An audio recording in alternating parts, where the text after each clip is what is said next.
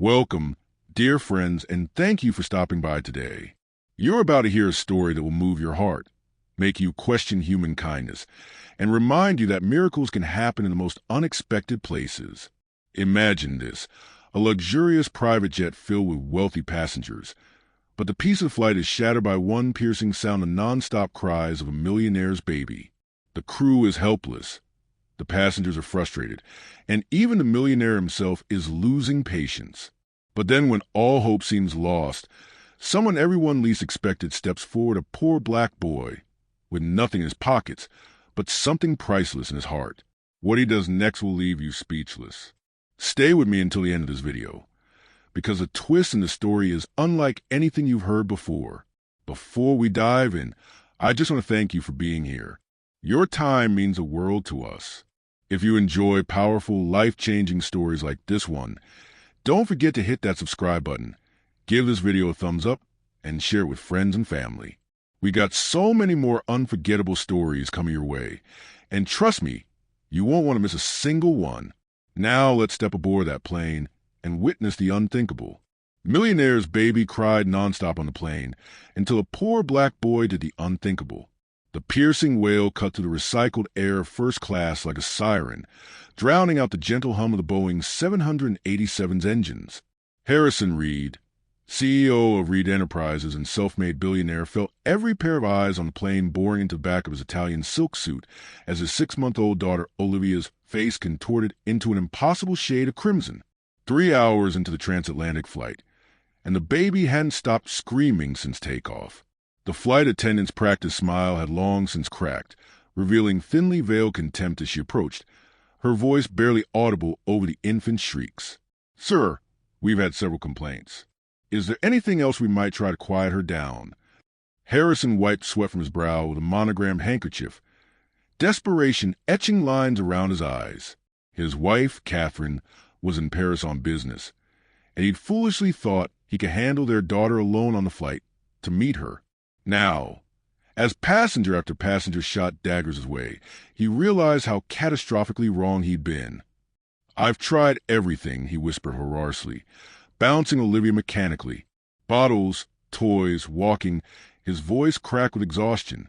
Nearby, an elderly woman tutued loudly, muttering something about people who can't control their children. A businessman in a neighboring seat slammed his laptop shut, jamming noise-canceling headphones over his ears. From the economy section, 17-year-old Marcus Johnson heard the commotion.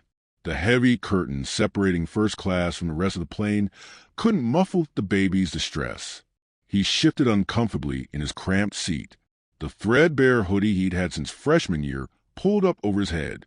In 12 hours, he would be landing in London for the International Chess Championship, his one shot at a college scholarship. He needed rest before the biggest competition of his life. But as the baby's cries escalated and the atmosphere on the plane grew increasingly hostile, something tugged at Marcus' conscience.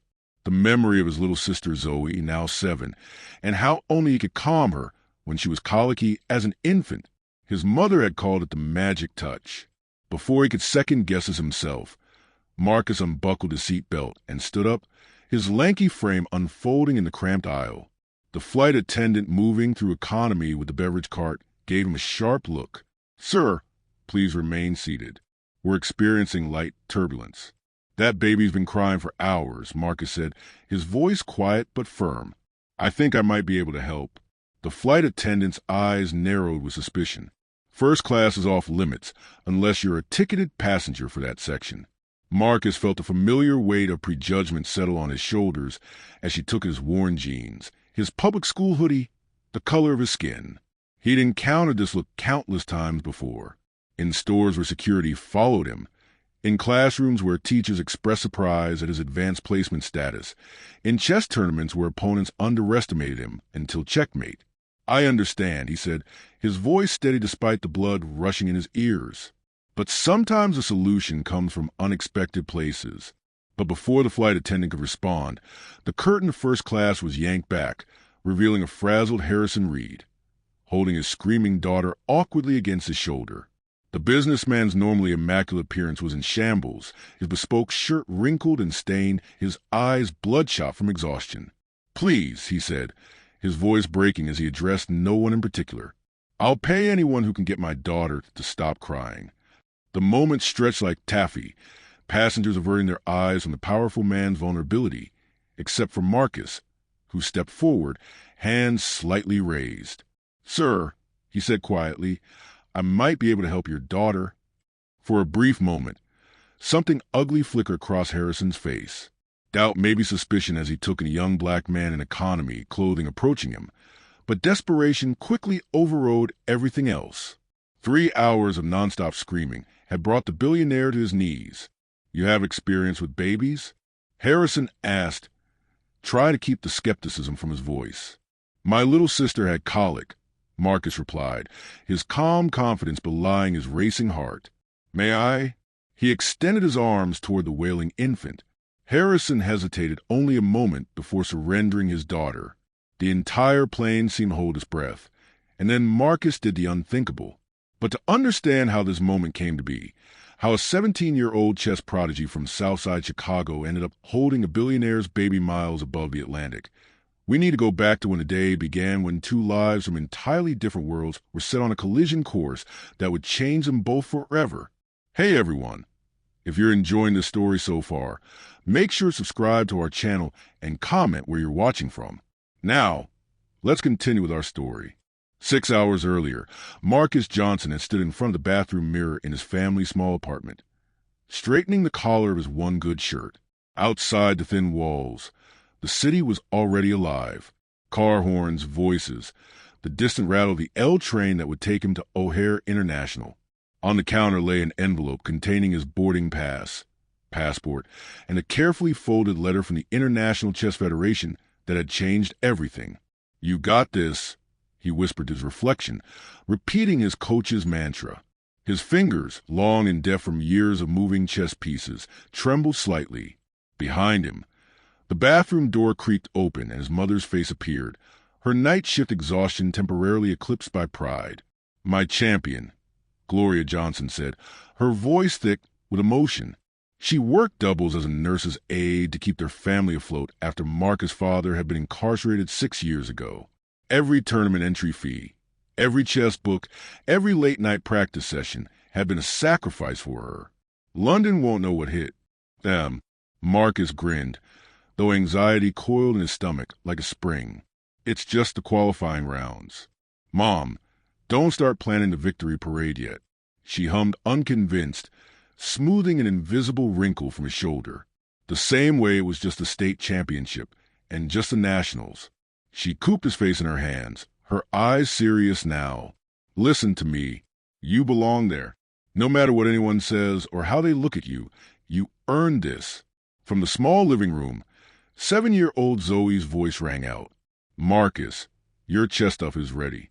His little sister had laid out his travel chess set, notebook, and lucky pencil on a coffee table with ceremonial precision. 20 minutes later, Gloria pressed taxi fare into his palm, despite his protests. No son of mine is taking public transit to the airport for an international flight, she insisted. Text me when you land. You hear?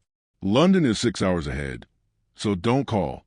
In the middle of the night, as the taxi pulled away, Marcus caught a final glimpse of his mother and sister waving from their third-floor window. The familiar tightness gripped his chest, the weight of their expectations, their sacrifices, their love. He couldn't afford to fail. Across town, in a penthouse overlooking Lake Michigan, Harrison Reed's morning was unfolding very differently. The panoramic windows of his home office framed the city like a living painting as he concluded a video call with his Tokyo team. The acquisition goes through today. Understood. I don't care what time zone they're in. He ended the call with an impatient tap and swiveled his chair to face his assistant Vivian, who stood with military precision tablet in hand. Your itinerary is updated, sir. The jet is fueled and waiting at the private terminal. Mrs. Reed's assistant confirmed she'll meet you at the hotel in Paris tomorrow evening. Harrison nodded absently, his attention already shifting to the next item on his mental checklist. At 45, he'd built Reed Enterprises from a small tech startup in a garage to a global conglomerate. Time was his most precious commodity, each minute meticulously allocated for maximum efficiency. "What about Olivia?" he asked, glancing at his watch. His daughter would normally be with the nanny at this hour, but Marie had called in sick, some family emergency he hadn't bothered to inquire about. Vivian's perfect composure slipped momentarily. "Sir, we've been unable to secure a replacement nanny on such short notice." "The agency says no agency personnel on the private jet," Harrison finished, pinching the bridge of his nose. It was a security protocol he himself had instituted after a tabloid incident years ago. "What about Catherine's mother?" "Mrs. Otto is still in the Maldives, sir. Unreachable until next week." Harrison suppressed a flare of irritation. His mother-in-law's perpetual vacationing was a source of ongoing tension between him and Catherine. "So, you're telling me I need to fly with Olivia alone?" "Yes, sir, but I've taken the liberty of packing all her essentials and favorite toys. And the flight attendants on your jet are all trained in." "We're not taking the jet," Harrison interrupted, a decision crystallizing in his mind. "Book us on the commercial United flight to Paris, the one Catherine's on." Vivian blinked, her professional mask momentarily slipping to reveal shock. "Commercial, sir, but security protocols. Catherine's already on that flight path, just a day ahead. The sooner we catch up to her, the sooner I'm not dealing with this alone." Straightened his cuffs decisively. "First class, obviously, and no announcements. I don't want a circus at the airport." 90 minutes later, Harrison sat in United's first-class lounge, uncomfortably aware of the stares from fellow travelers who recognized him despite his attempt at a low-key appearance. Olivia squirmed on his lap, fascinated by the platinum credit card he'd given her to play with. His phone buzzed with a text from Catherine. "Are you seriously flying commercial with our daughter?" "You lost your mind?" he typed back quickly. Calculated decision. "We'll explain when we see you." "Olivia's fine." As if on cue, his daughter cooped and grabbed at his tie with surprising strength. Harrison felt a flicker of the unfamiliar pride that occasionally caught him off guard since becoming a father late in life. At 45, with an empire to run, a child hadn't been in his plans. But Catherine had wanted a family, and Harrison had learned long ago that his wife usually got what she wanted. He bounced Olivia gently on his knee, studying her features, Catherine's eyes, his mother's chin. Would she inherit his drive, his relentless ambition, or Catherine's diplomatic charm? He rarely had time for such reflections in the whirlwind of his daily schedule. "Mr. Reed," a lounge attendant approached with a practiced smile. "Your flight is boarding now. We'll escort you through the priority lane." Harrison gathered Olivia and her surprisingly extensive paraphernalia. How did something so small require so much equipment? The diaper bag alone weighed more than his laptop case. As the first-class passengers were welcomed aboard, Harrison felt a moment of misgiving. He hadn't flown commercial in nearly a decade. The flight attendant's recognition was immediate, her eyes widening slightly before her training reasserted itself. "Welcome aboard, Mr. Reed. May I help you with anything before takeoff?" "We're fine," he said curtly, settling into the wide seat with Olivia on his lap. He declined champagne, arranged the baby's blanket, and answered 3 urgent emails one-handed before the announcement to switch off electronic devices. As the plane filled, Harrison remained absorbed in Olivia, oblivious to the boarding economy passengers shuffling past the first-class cabin toward their seats. Among them was Marcus Johnson, who paused briefly at the sight of the famous tech billionaire cuddling an infant. The contrast between the man's austere public image and this tender moment with his child was jarring. A flight attendant cleared her throat pointedly, and Marcus continued down the aisle to his seat in economy, stowing his small backpack carefully. The International Chess Championship had covered his flight, but just barely. His seat was in the last row beside the restrooms with minimal legroom for his lanky frame. As he settled in, Marcus removed his travel chess set from his pocket, a magnetic miniature board his coach had given him for his 15th birthday. He set up the pieces with practiced precision, preparing to review the opening strategies he'd been studying for months. 45 minutes into flight, as the seatbelt sign switched off and the first round of drinks was being served, Olivia Reed began to fuss. At first, it was just whimpering, barely noticeable above the ambient noise of the cabin. Harrison jiggled her gently, offering a pacifier that she promptly spat out. The whimpering escalated to crying, then full-throated screaming that seemed impossible from something so small. Harrison's expression shifted from mild concern to barely concealed panic as he rifled through the diaper bag, producing toys, bottles, and blankets in rapid succession. Nothing helped. By the 1-hour mark, passengers in first class were exchanging irritated glances. By hour 2, several had complained to the flight attendants. By hour 3, Harrison Reed, a man who commanded boardrooms and brokered billion-dollar deals, was completely undone by his inconsolable daughter.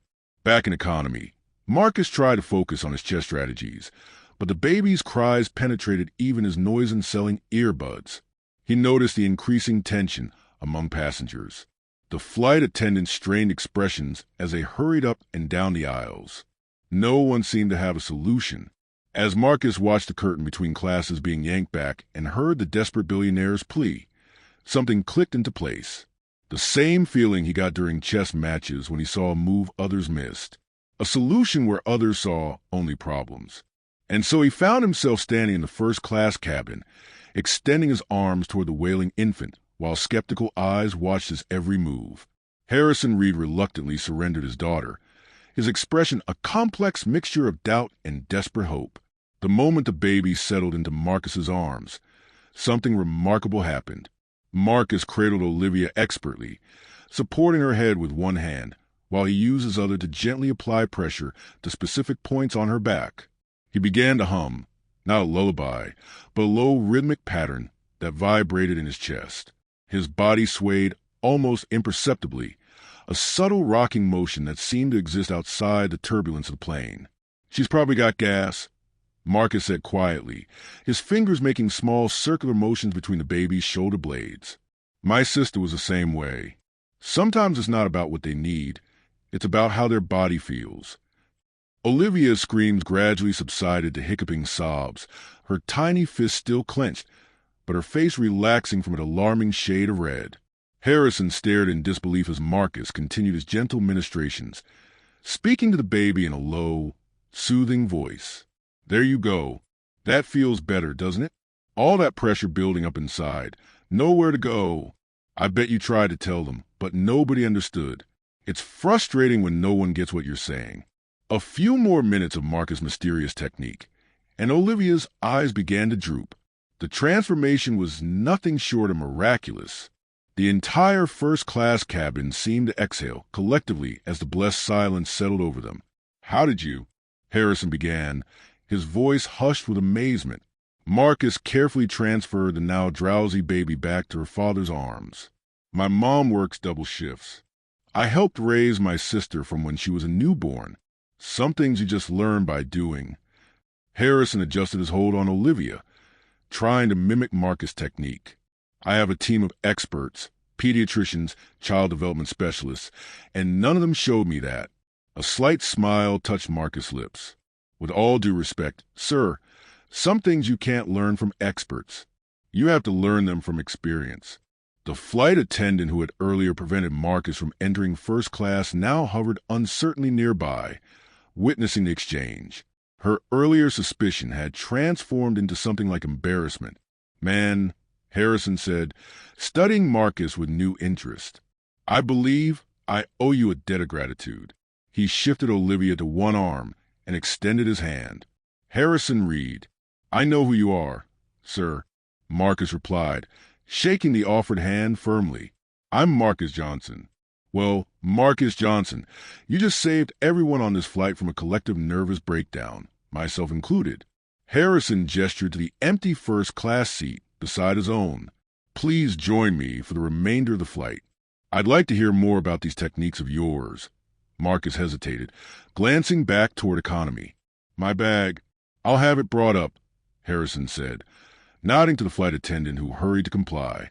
As Marcus settled into the leather seat, wider than any chair in his apartment, the contrast between his mourning and present circumstance wasn't lost on him. Just hours ago, his mother had scraped together taxi fare to send him off in style. Now, he was sitting in first class beside one of the wealthiest men in America.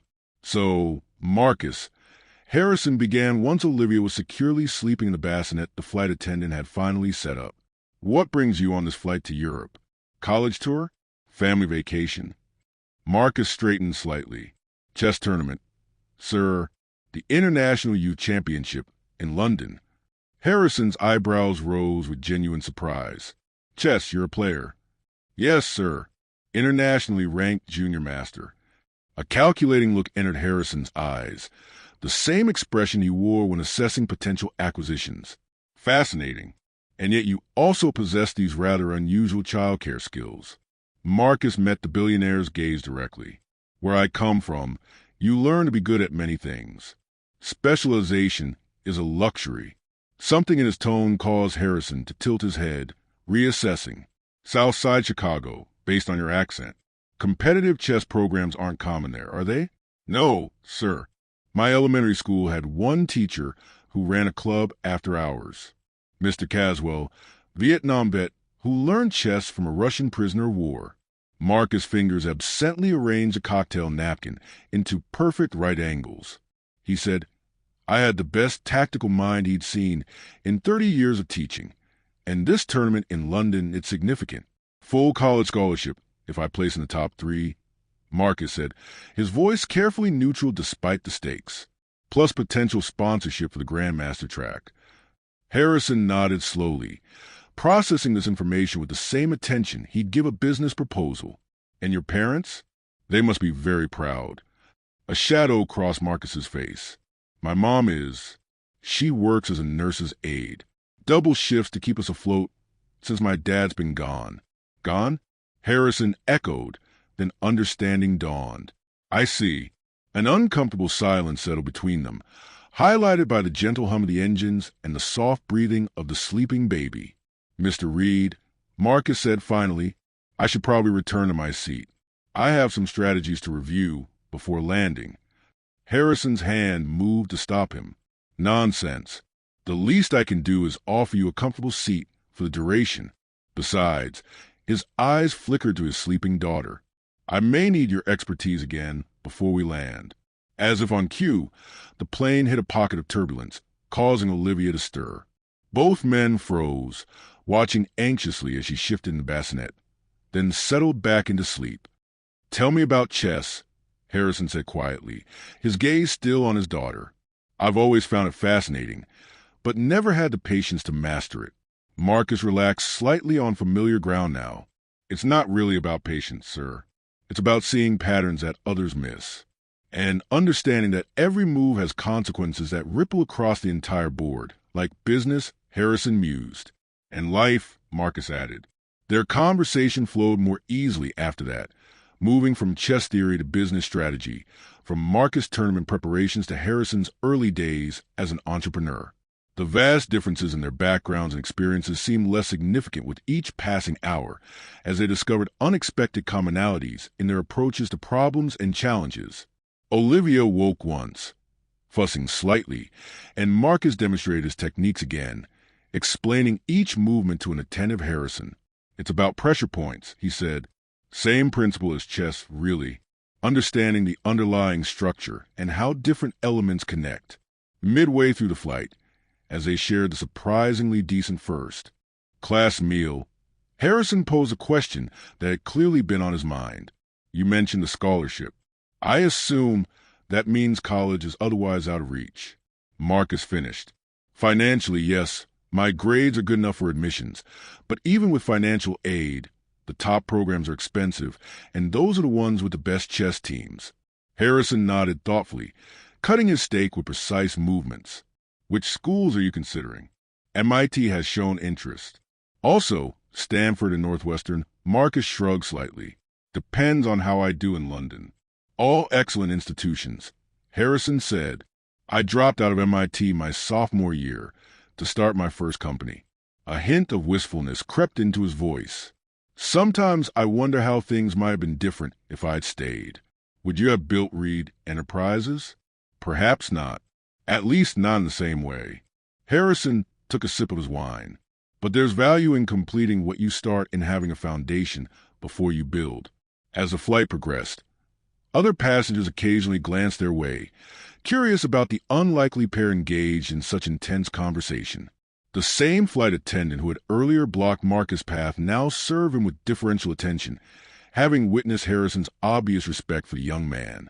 For hours into their conversation, as the plane began its initial descent over the Atlantic, Harrison asked about Marcus' chess set. Marcus produced a magnetic travel board from his pocket, setting it up on the tray table between them.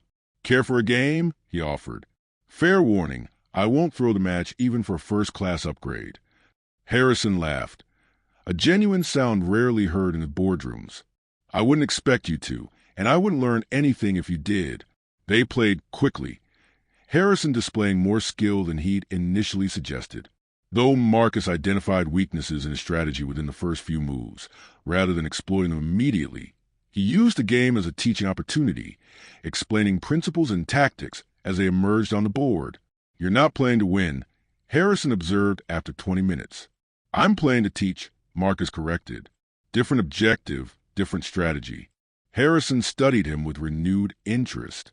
"Most people in your position would take the opportunity to beat a billionaire at chess." Ego boost. Marcus captured Harrison's bishop with a precise move. "My coach says playing to your opponent's level teaches you nothing. Neither does crushing someone with less experience." He gestured to the board. "This way, we both learn something." The game concluded with Harrison's inevitable defeat, though more gracefully than it might have been. As they reset the pieces, Olivia began to stir again in her bassinet. "Perfect timing," Harrison said, lifting his daughter carefully. "We'll be landing soon." Marcus watched as the billionaire attempted to apply the soothing techniques he demonstrated earlier. Harrison's movements were awkward but earnest, his focus complete as he tried to prevent another crying episode. Firm but gentle, Marcus coached quietly. "Babies can sense tension. If you're anxious, she'll pick up on it." Harrison adjusted his approach, and Olivia responded positively, gurgling contentedly in her father's arms. The look of triumph on Harrison's face was not unlike his expression after making a particularly good move during their chess game. "You're a natural teacher, Marcus," he said. "Have you considered that as a career path?" Marcus shook his head. "Not seriously. In my neighborhood, opportunities are limited." "Opportunities can be created," Harris countered. "That's what entrepreneurs do."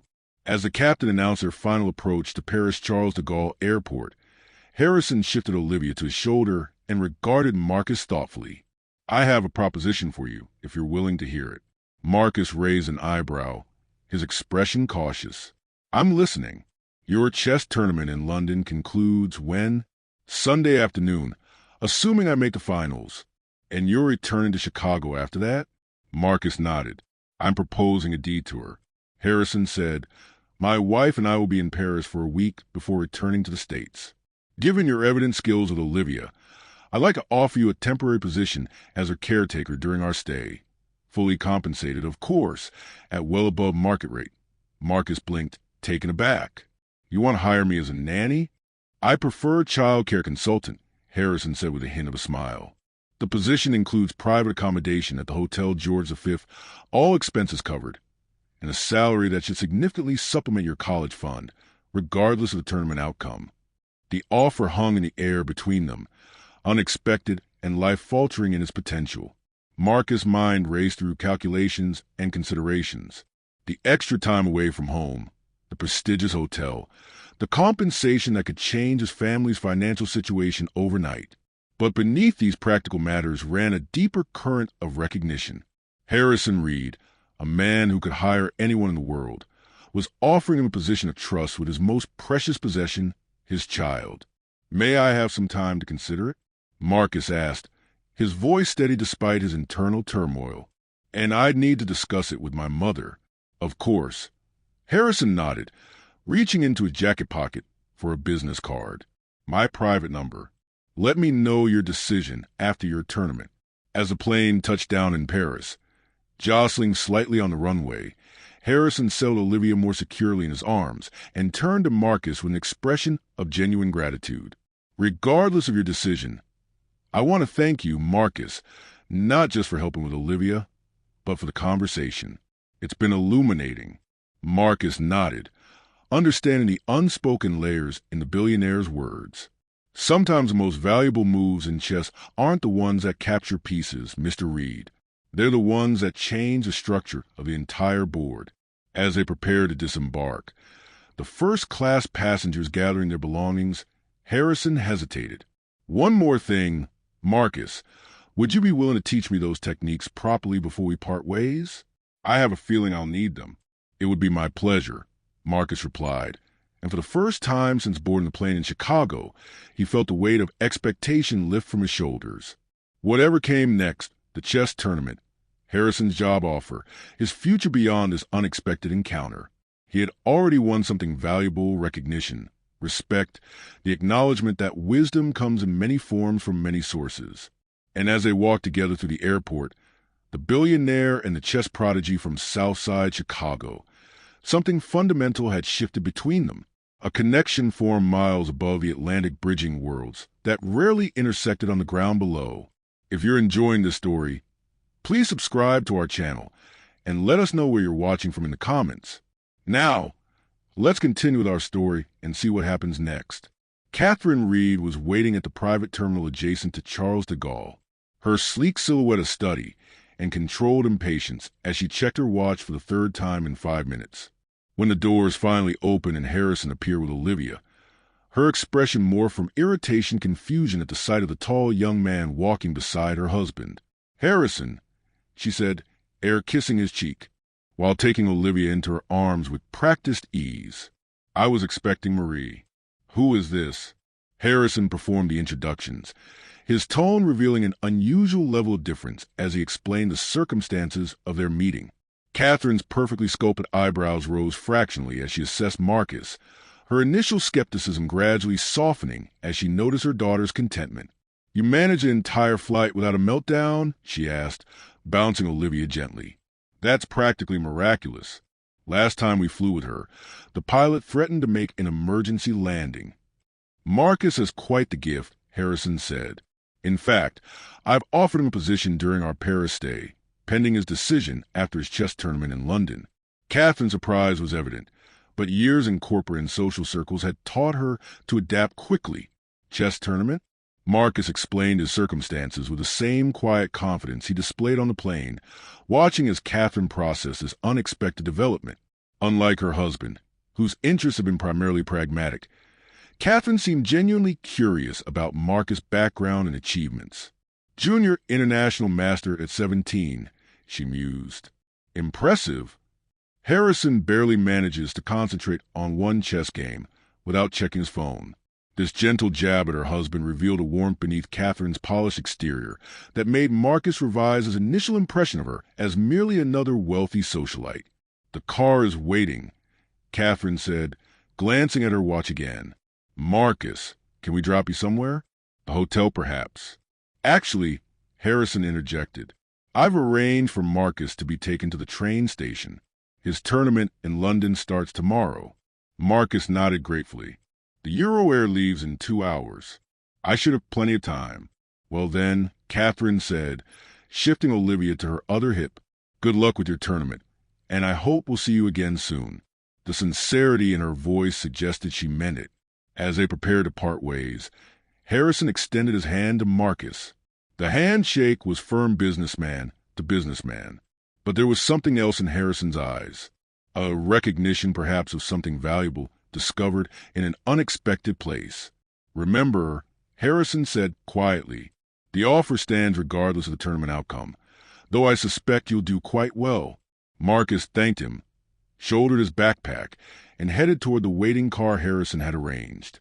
As he walked away, he heard Olivia begin to fuss in her mother's arms. "Here," Harrison said behind him. "Let me show you something, Catherine. It's all about the pressure points." Marcus smiled to himself as he slid into the sleek town car. Whatever happened in London, something significant had already shifted in his world. A door had opened, revealing possibilities he hadn't imagined when he boarded the plane in Chicago. The Euro-Air sped to the French countryside, fields and villages blurring past the windows as Marcus reviewed his opening strategies. One last time, his phone buzzed with a text from his mother. "Landed safely. He typed back quickly in France. Taking train to London now. You won't believe what happened on the flight.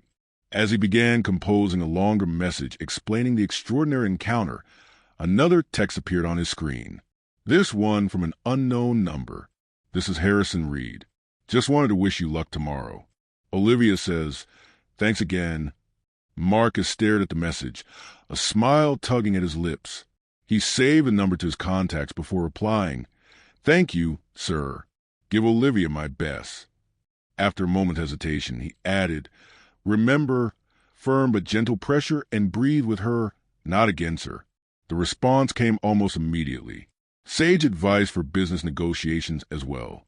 Will keep you posted on my progress. By the time the Euroair pulled into St. Pancras Station, London's evening lights were blinking on across the city. Marcus collected his backpack, double-checking that his chess set and tournament credentials were secure, and stepped onto the platform. The weight of tomorrow's competition settled back onto his shoulders, but it felt different now, balanced by the unexpected validation of the day's events. The tournament hotel was modest compared to the luxury Harrison had offered in Paris, but the lobby buzzed with chess energy. Players from around the world hunched over boards, discussing strategies in multiple languages. Sizing up the competition, Marcus checked in, received his contestant packet, and headed to his room to prepare for the morning's first match. As he laid out his tournament clothes, the one good suit his mother had found at a second-hand store and altered to fit him perfectly. His phone buzzed again. This time, it was his coach, Frank Desmond, a gruff former champion who'd taken Marcus under his wing 4 years earlier. Arrived safely. Get some sleep. Remember what we practiced. First round opponent is Dmitry Volov, Russian junior champion. Strong opening game, but gets impatient in the middle. Make him wait. Marcus replied with a thumbs-up emoji, knowing Coach Desmond's aversion to unnecessary words. Then he set his alarm, laid out his tournament materials, and tried to quiet his mind for sleep. But as he drifted off, it wasn't just positions that filled his thoughts. It was the image of Harrison Reed, billionaire CEO, learning to sue his baby daughter with techniques passed down from Marcus' mother, who had learned them from her mother before her. Knowledge flowing across boundaries of class and race and privilege, connecting 3 generations in an unexpected lineage of wisdom. Morning came too quickly, London's gray dawn filtering through thin hotel curtains as Marcus' alarm chirped insistently. He rose, went through his tournament routine with methodical precision, and headed down to the competition hall, where the day's pairings were posted. As his coach had predicted, his first opponent was Dmitry Volov, the Russian prodigy whose aggressive style had dominated European junior championships for the past 2 years. Marcus studied the tournament bracket, mentally calculating his path to the finals when a familiar name caught his eye. Lawrence Kingsley, American junior champion from New Hampshire, son of a senator, and Marcus' longtime nemesis on the circuit. Their last encounter at the Nationals had ended in controversy when Lawrence's father had questioned the officiating after Marcus' victory. The implied accusation of favoritism had stung, though the tournament committee had firmly rejected the complaint. Lawrence himself stood at the other end of the hall, surrounded by his entourage, coach, assistant, psychological consultant, all provided by his family's considerable resources. He caught Marcus' eye and smirked, a gesture loaded with the same dismissive confidence he displayed at every previous encounter. Marcus turned away, focusing instead on his own preparation. Coach Desmond appeared at his elbow, coffee in hand, his perpetual scowl firmly in place. "Ignore the Kingsley kid," he growled. "He's in your head only if you let him in. Focus on Volov, 1 game at a time." The first round began with ceremonial formality, handshakes, clock settings, the hushed atmosphere of concentrated thought descending over the hall. Dmitry Volov played as expected, aggressive and confident, pushing for early advantage. Marcus responded with the patient strategy he and Coach Desmond had developed, allowing Volov to extend himself, then capitalizing on the subtle weaknesses that emerged. 3 hours later, Marcus had his first victory. By evening, he had advanced to the preliminary rounds to secure his place in the next day's quarterfinals. Lawrence Kingsley had also advanced, setting up the possibility of a semi-final confrontation if both continued their winning streaks. Back in his hotel room that night, Marcus found a message from Harrison. How'd the first day go?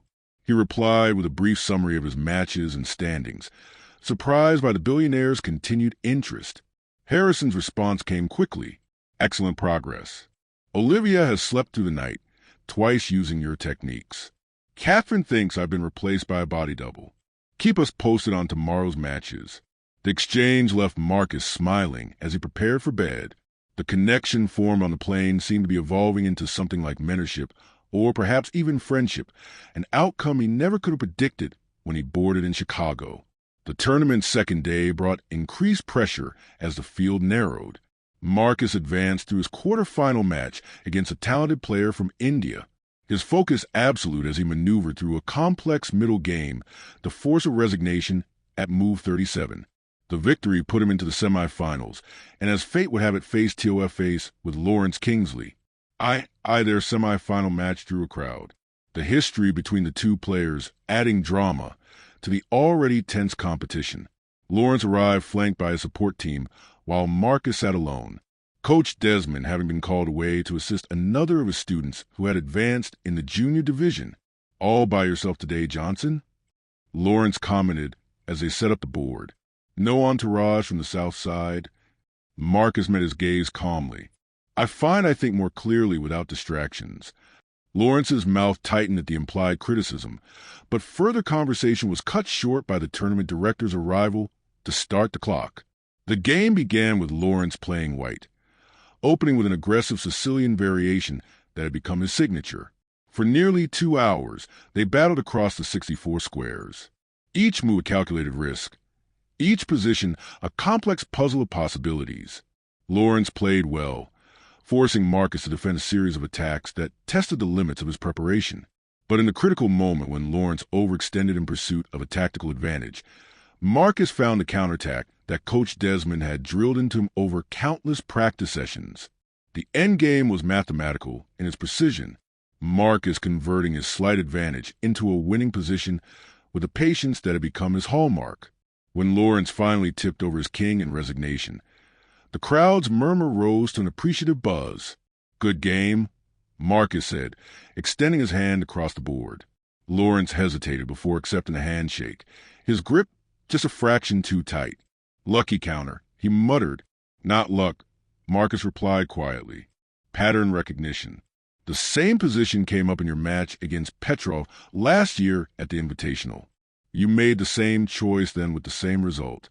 Lawrence's eyes widened slightly, surprise, replacing resentment for a moment. You studied my games. All of them, Marcus confirmed, just as I'm sure you studied mine. A grudging respect flickered across Lawrence's face. Finals tomorrow, then against Zimmerman. He nodded toward the adjacent board where the German champion had just secured his own place in the finals. He's been unstoppable this season. Everyone's stoppable, Marcus said. It's just a matter of finding the right move at the right time. As he gathered his materials, Marcus' phone buzzed with a text from Harrison. Semi-final result. He typed back quickly. Victory finals tomorrow against Zimmerman. Harrison's response was immediate. Excellent. One more to go. Olivia and I are cheering for you from Paris. The attached photo showed Harrison holding Olivia, both giving thumbs up to the camera, the Eiffel Tower visible through a window behind them. The casual warmth of the image, so at odds with Harrison Reed's public persona, brought a smile to Marcus' face as he headed back to his hotel. That evening, as he reviewed his notes on Zimmerman's playing style, a call came through from his mother. Her voice was thick with emotion when he told her about making the finals. I knew it, Gloria said, pride radiating through the connection. I told everyone at work. My son's going to be a champion. Just the finals, Mom, Marcus cautioned, the same reflexive modesty he displayed in their bathroom days earlier. Resurfacing. Zimmerman's tough. She hummed unconvinced. And I suppose you get into the finals of an international tournament is just another day, too. Marcus laughed, recognizing his own words reflected back at him. Point taken. How Zoe, missing her brother, told all her friends you're becoming a chess master in London. Grandmaster Marcus corrected automatically. And that's still years away even if I win tomorrow. One step at a time, Gloria agreed. Oh, before I forget, there was a call for you from some foundation about a possible sponsorship. I took down the number. Marcus frowned. What foundation? Reed Foundation for Educational Excellence said they were considering you for their chess development program. Wanted to talk after the tournament. Marcus' pulse quickened. The Reed Foundation was Harrison's philanthropic organization, known for its selective but generous support of promising students from disadvantaged backgrounds. Had Harrison already set this in motion, regardless of Marcus' decision about the Paris offer? Did they leave a contact name? He asked, trying to keep his voice casual. Someone named Vivian, very professional sounding. I have her number here somewhere. After finishing the call with his mother, Marcus sat on the edge of his hotel bed, turning this new development over in his mind. The chess scholarship had always been his focus, his path to college and beyond. But Harrison's interest, both the Paris offer and now this potential foundation sponsorship, opened doors he hadn't even known existed. His phone buzzed again with a text from Harrison. Get some rest. Big day tomorrow. Remember what you told me about Olivia? Tension transfers. Stay calm. Trust your preparation. The parallels between chess strategy and baby soothing techniques brought a smile to Marcus' face as he prepared for bed. Two worlds that seemed entirely separate now connected through unexpected principles. Finals day dawned clear and crisp. London's autumn sunshine streaming through the tournament hall's high windows as spectators filled the viewing area. The match between Marcus and Zimmerman had been promoted as the highlight of a youth championship. The precision-focused German champion versus the intuitive American challenger. As Marcus took his place at the board, he was surprised to see Coach Desmond in the front row of the audience, giving him a gruff nod of encouragement. Beside him sat an unfamiliar woman in a tailored suit, who Marcus somehow knew must be Vivian, Harrison's assistant. Her presence confirmed that the Reed Foundation's interest was real, not just a product of his mother's misunderstanding. The final match was scheduled for 5 hours with potential extensions, if needed, a test of endurance as much as skill. Zimmerman played white, opening with conservative queen's gambit that set the tone for a strategic battle. 2 hours in, the position remained balanced, neither player willing to risk the aggressive moves that might create weaknesses. Marcus found himself drawing on the same patience he described to Harrison, the ability to wait for the right moment to recognize patterns as they emerged from apparent chaos. In the third hour, Zimmerman began pressing for advantage, perhaps sensing fatigue in his opponent. But Marcus had trained for this, pushing through the mental exhaustion to find clarity in the critical positions. When Zimmerman finally overcommitted to an attack on Marcus' queen's side, the counter was there, subtle but devastating. A knight's sacrifice that led to a winning endgame combination. The tournament hall erupted in applause as Zimmerman extended his hand in resignation, genuine respect in his eyes. Brilliant sacrifice, he said in accented English. I did not see it until too late. Thank you, Marcus replied, the reality of his victory still sinking in. Your middle game pressure was intense. As the tournament officials prepared for the award ceremony, Marcus found himself surrounded by well-wishers, reporters, and representatives from chess organizations. Coach Desmond pushed through the crowd to grip his shoulder tightly, the closest thing to a hug the take-hitter man ever offered. Knew you had it in you, he growled. Perfect execution of our strategy. Before Marcus could respond, Vivian appeared at his elbow, smartphone in hand. Congratulations, Mr. Johnson. Mr. Reed would like to speak with you when you have a moment. She handed him the phone, and Harrison's voice came through clearly despite the noisy hall. Marcus, spectacular victory. We watched a live stream of the final moves. Even I could appreciate the brilliance of that night's sacrifice. Thank you, sir, Marcus said, still processing convergence of his chess triumph with his unlikely connection to the billionaire.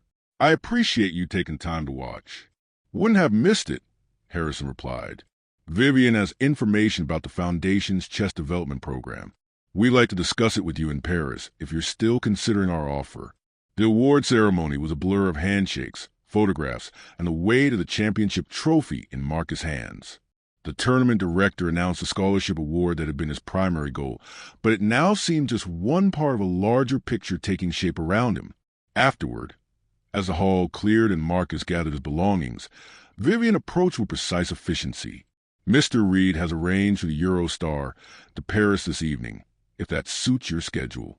The foundation is very interested in discussing your future development beyond immediate scholarship. Marcus thought of his mother and sister waiting for news in Chicago to return flight. He'd booked for the following day of the school. He'd be missing if he extended his trip. "Could I make a call first?" he asked. Gloria answered on the first ring, as if she'd been waiting by the phone. When Marcus told her about his victory, her joyful shout was so loud he had to hold the phone away from his ear. "I knew it," she exclaimed. "My champion."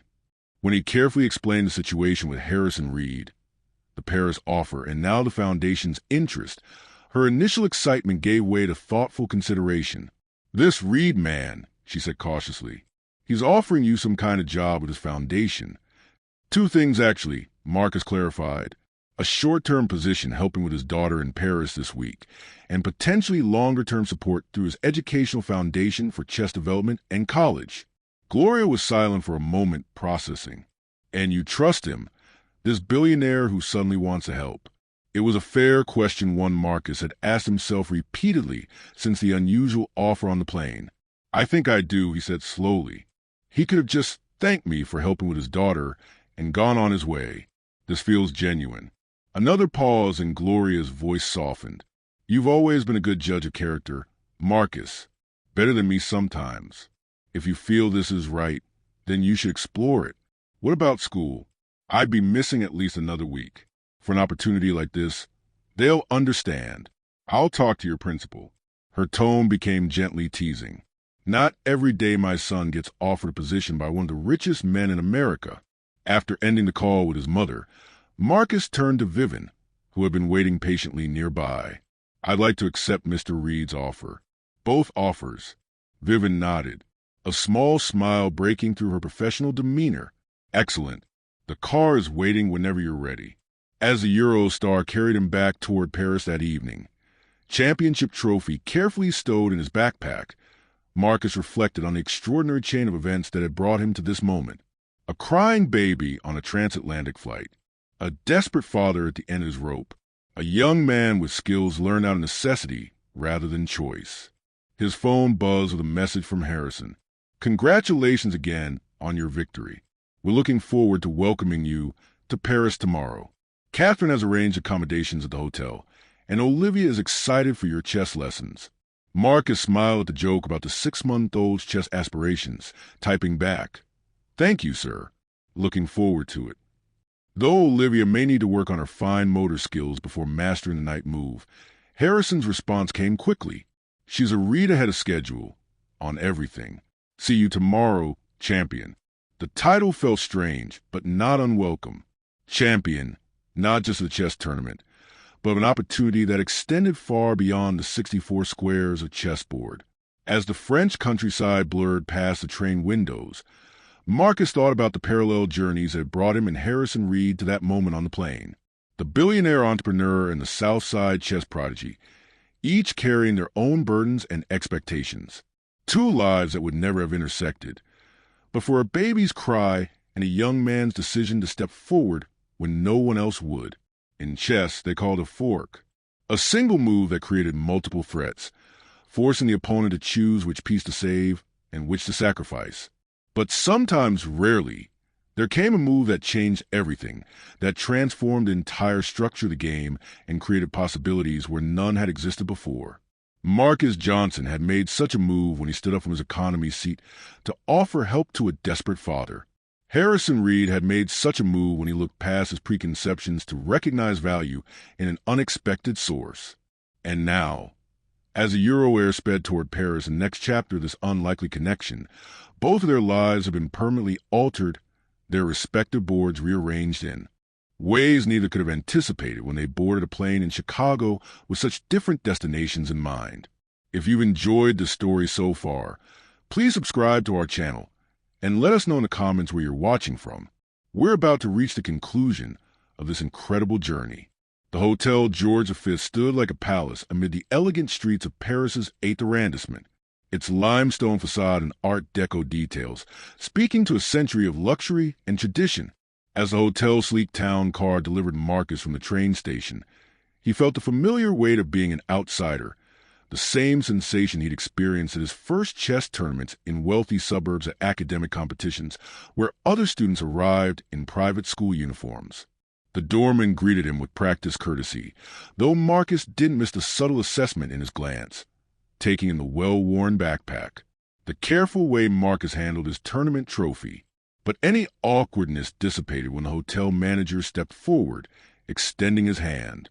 "Mr. Johnson, welcome to the Four Seasons. George V. Mr. Reed has informed us of your arrival. Allow me to escort you to your accommodations." The accommodations proved to be a suite larger than his family's entire apartment, with tall windows overlooking a courtyard garden. Fresh flowers adorned marble top tables and a welcome basket, containing an assortment of French delicacies, alongside a handwritten note from Catherine Reed. "Congratulations on your victory. We look forward to seeing you at breakfast tomorrow. Rest well." Marcus sat down his backpack, placed his trophy carefully on the writing desk, and stood motionless in the center of the suite, momentarily overwhelmed by the stark contrast between his morning in the modest London hotel and this evening in Parisian luxury. His phone buzzed with a text from his mother, landed safely in Paris. He sent back a photo of the suite with the caption, "Safe and sound. Rooms bigger than our apartment. Love you." Her response made him smile. "Don't get too used to it, but enjoy every minute. You've earned it." Had he earned it? The question lingered as he explored the suite, running his fingers over fine fabrics and furniture that probably cost more than his mother made in a year. His chess victory had earned him a scholarship that felt clear and legitimate. But this, the luxury, the connection to the Reed family, the sudden interest of a billionaire's foundation, all stemmed from a simple act of kindness on a plane. Was that something to be earned, or merely the right thing that anyone should have done?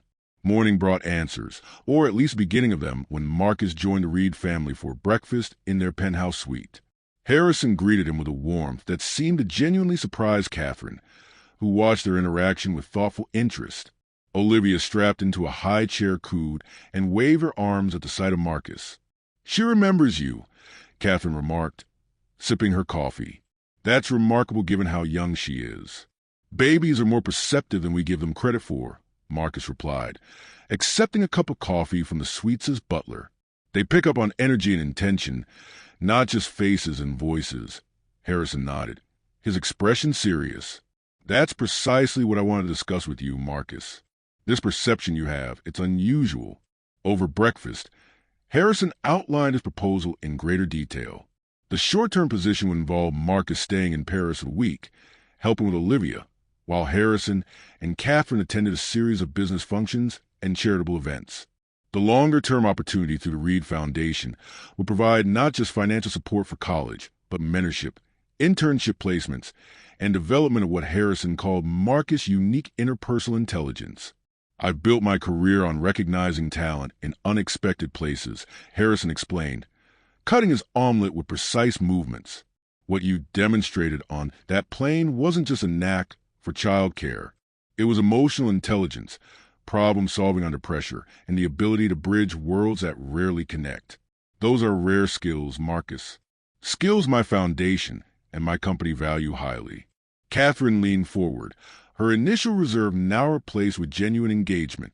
"What Harrison is trying to say in his typically roundabout business fashion is that we like to invest in your future beyond chess, beyond college, though those remain important components." Marcus sat down his coffee cup carefully, processing their words. "May I ask why?" "I appreciate the opportunity, but there must be thousands of talented young people you could support." Harrison and Catherine exchanged a glance that contained an entire conversation. It was Catherine who finally answered. "Frankly, Marcus, what you did on that plane forced us to confront some uncomfortable truths about our assumptions, about how we structured our lives to insulate ourselves from certain realities. What my wife is diplomatically trying to express," Harrison added, "is that we built walls around our world, walls that keep out perspectives and wisdom we clearly need." He gestured toward Olivia, who was happily mashing banana into her high chair tray. "We have experts and consultants for everything related to our daughter, yet none of them could do what you did instinctively." "That's not entirely fair," Marcus said, surprising himself by defending the unknown experts. They probably didn't have the specific experience I had with my sister. Different backgrounds lead to different kinds of knowledge. Precisely, Catherine said, her expression approving. And that's why diversity of experience and perspective matters, not just as some corporate talking point, but in practical, everyday ways. Harrison nodded, his gaze thoughtful as it rested on Marcus. The foundation program I'm proposing isn't charity, Marcus. It's an investment in you, certainly, but also in what you represent, the talent and potential that exists beyond the narrow pipelines traditional institutions recognize. As the conversation continued, Marcus began to understand that what had started as a chance encounter on a plane had evolved into something more significant for the Reed family, a catalyst for reassessing their approach to privilege, opportunity, and the invisible barriers that separated their world from his. The week in Paris unfolded with a rhythm that balanced Marcus' responsibilities to Olivia with opportunities to explore the city and continue his chess studies. Harrison had arranged for him to meet with a French grandmaster for several coaching sessions, while Catherine ensured he experienced cultural highlights beyond the typical tourist attractions. Caring for Olivia proved both rewarding and illuminating. The baby responded to him with consistent delight, and Marcus found himself teaching both Harrison and Catherine the techniques his mother had passed down, not just the physical methods of soothing and comfort, but the underlying philosophy of respect and attention. You listened to her? Catherine observed one evening as she watched Marcus calm Olivia after a particularly fussy day. Not just to her cries, but to what she's trying to communicate before she gets upset. Marcus nodded, gently working pressure points along Olivia's tiny spine. My mom calls it speaking baby. It's about recognizing patterns and signals before they escalate. Kind of like chess, seeing the position developing before the critical moment arrives. Harrison, who had been observing from the doorway, entered the nursery with uncharacteristic hesitation. Would you show me again? I've been practicing, but I can't seem to get it right. The vulnerability in the billionaire's request struck Marcus deeply. Here was one of the most powerful men in the business world, accustomed to commanding rooms and making decisions affecting thousands of lives, asking for guidance from a 17-year-old from Southside Chicago. Of course, Marcus said, carefully transferring Olivia to her father's arms. It's all about confidence in your movements. Baby sensed uncertainty immediately as he guided Harrison's hands, demonstrating the proper pressure and rhythm. Marcus reflected on how this moment inverted the traditional power dynamics between them. In this room, with this specific knowledge, he was the authority, his experience valued precisely because it came from outside Harrison's usual spheres of influence. By the end of the week, as Marcus prepared to return to Chicago, the relationship between him and the Reed family had evolved into something neither side could have anticipated.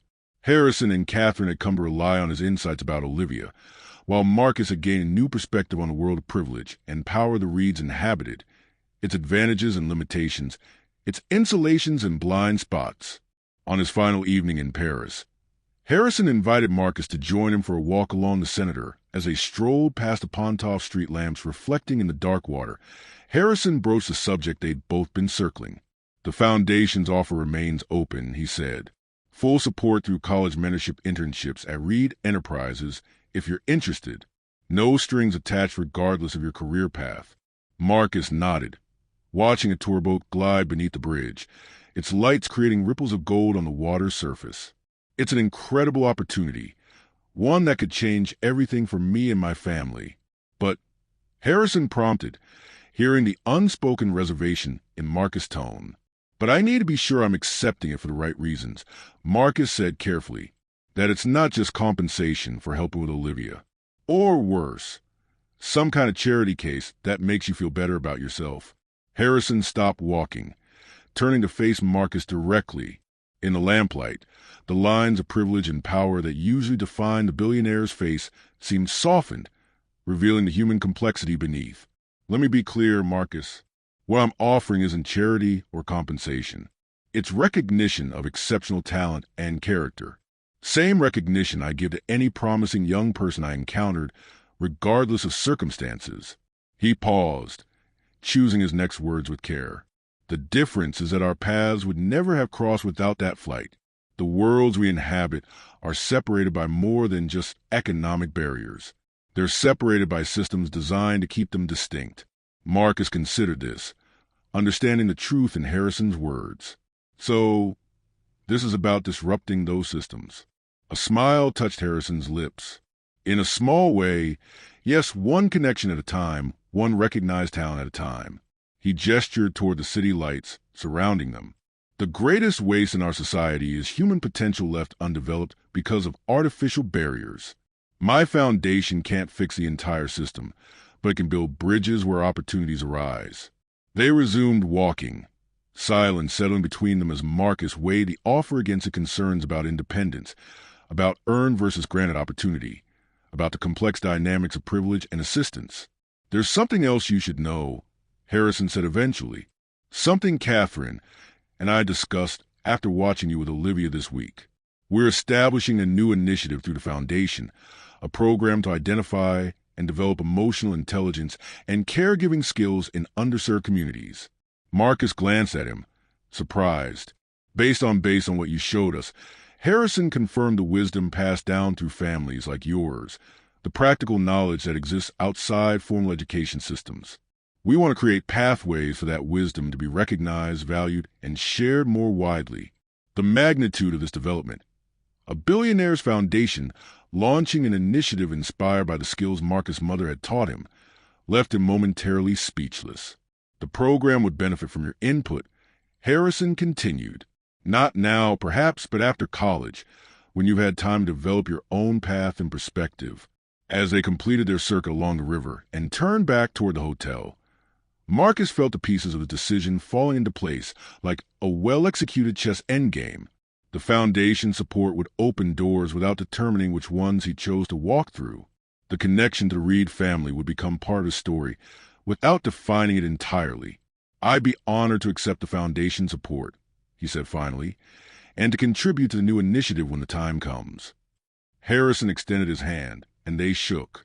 No longer the desperate father and helpful stranger from the plane, but two individuals recognizing value in each other across the divides that might otherwise have kept them apart.